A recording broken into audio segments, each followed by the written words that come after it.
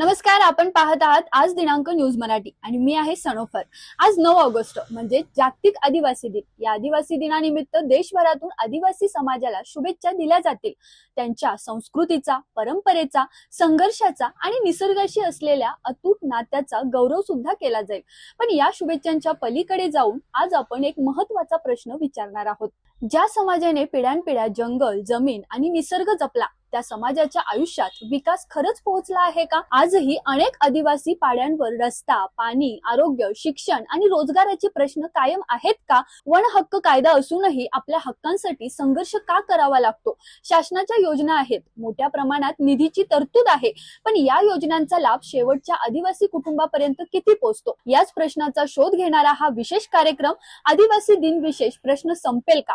विकास पोहोचला का? आदिवासी समाजाच्या विकासासाठी शासनाकडून शिक्षण, आरोग्य, घरकुल, रस्ते, पाणी, रोजगार, शेती आणि वन हक्क अशा विविध क्षेत्रात योजना राबवल्या जात आहेत। महाराष्ट्रात आश्रमशाळा आणि वसतिगृहांच्या माध्यमातून विद्यार्थ्यांना शिक्षणाची संधी दिली जात आहे। वन हक्क कायदा 2006 मध्ये वनवासी समाजाच्या पारंपरिक हक्कांना कायदेशीर आधार मिळाला आहे। आदिवासी विकासासाठी मोठ्या प्रमाणात आर्थिक तरतूदही केली जाते, मात्र खरी कसोटी इथेच सुरू होते। मंजूर झालेल्या निधी प्रत्यक्षात किती खर्च झाला आहे आणि त्या खर्चातून आदिवासी समाजाच्या जीवनात किती बदल झाला? एखाद्या गावात रस्ता झाला, पण त्या रस्त्यामुळे विद्यार्थ्याला शाळेत जाणं सोपं झालं का? आरोग्य केंद्र उभं राहिलं, पण गरजू रुग्णाला वेळेवर उपचार मिळाले का? आश्रमशाळा आहे, पण विद्यार्थ्यांना गुणवत्तापूर्ण शिक्षण मिळतंय का?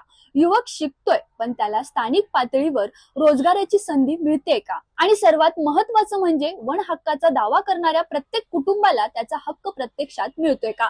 हे प्रश्न केवळ सरकारचे नाहीत, प्रशासन, लोकप्रतिनिधी आणि समाजाच्या नेतृत्वासमोरही तेवढेच मोठे आहेत। प्रत्येक आदिवासी दिन हा केवळ शुभेच्छांचा दिवस न राहता आत्मपरीक्षणाचा दिवस झाला पाहिजे, कारण आदिवासी समाजाचा विकास म्हणजे केवळ एखादी योजना जाहीर करणे किंवा कागदावर निधी दाखवणे इतकंच नव्हे, तर त्या योजनेचा परिणाम आदिवासी कुटुंबाच्या आयुष्यात शिक्षण हवे, पण गुणवत्तापूर्ण शिक्षण हवे, आरोग्य सुविधा हव्यात, पण त्या गावाच्या जवळ हव्यात, रोजगार हवा, पण स्वाभिमानाने जगता येईल असा हवा, विकास हवा, पण तो हक्क आणि अस्मिता जपणं हवा। ज्या समाजाने जंगल, जमीन आणि निसर्गाचं रक्षण केलं, त्या समाजाच्या हक्काचं आणि भविष्यातील पिढ्याचं रक्षण करणं ही संपूर्ण समाजाची जबाबदारी आहे। म्हणूनच आजच्या दिवशी एकच प्रश्न, आदिवासी समाजासाठी योजना किती, यापेक्षा त्या योजनांचा प्रत्यक्ष परिणाम किती, याचा विचार करण्याची गरज आहे। आदिवासी समाजाचा विकास हा कोणताही उपकार नाही, तो त्यांचा अधिकार आहे। याच भावनेने सर्व आदिवासी बांधवांना जागतिक आदिवासी दिनाच्या मनपूर्वक शुभेच्छा।